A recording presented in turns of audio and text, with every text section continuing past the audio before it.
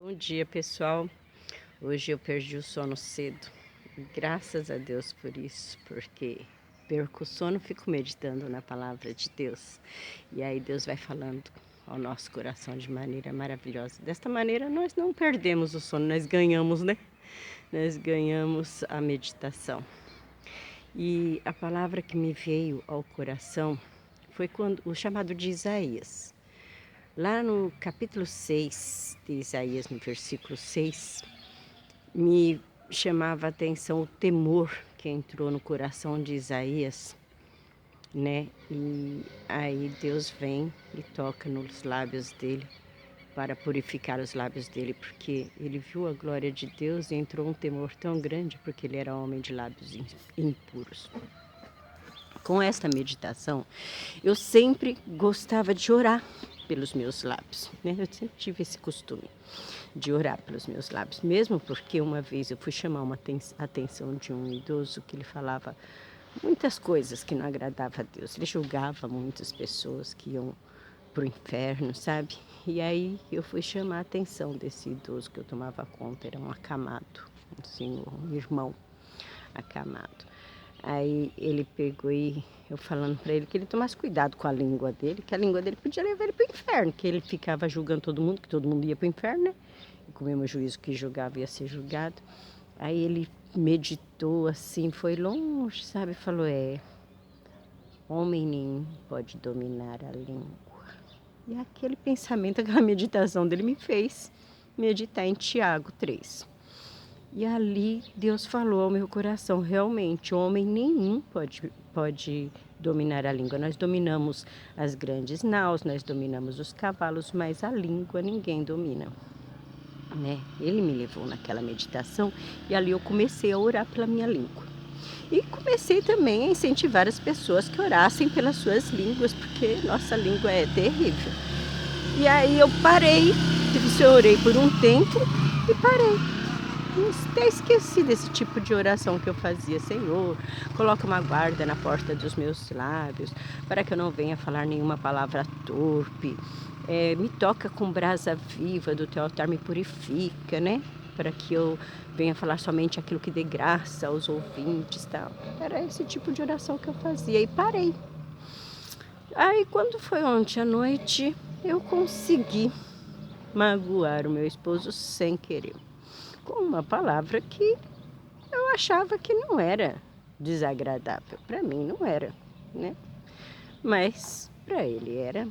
E se eu tivesse feito esta oração, Deus sabe o que dá graça, Deus sabe o que eu devo falar e o que eu não devo. Então ele não teria deixado sair uma palavra que desagradasse da minha boca. Mas como eu não tenho feito esta oração, sai qualquer coisa da minha boca. Isso não é certo.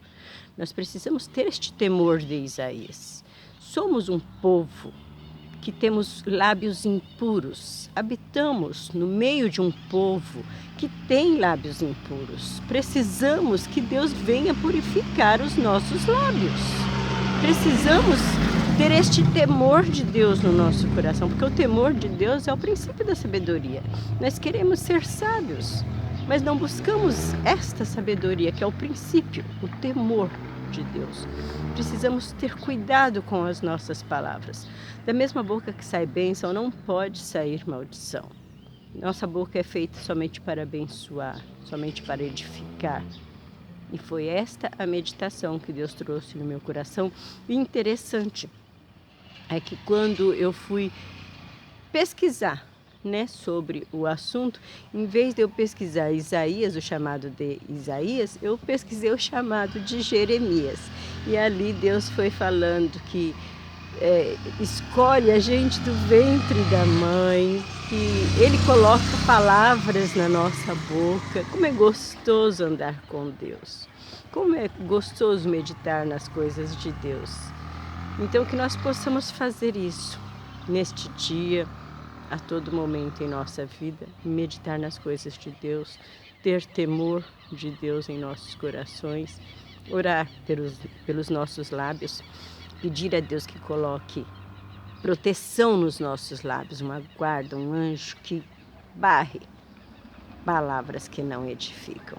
Que da nossa boca só sai palavra de bênção, palavra que dê graça aos ouvintes, palavras de salvação. Que nós possamos ter este temor. Vigiar para não mentir nem por brincadeira, porque mentira, o pai da mentira é o diabo, e quem mente se faz como filho do diabo. Deus o livre, não, nem de brincadeira não queremos.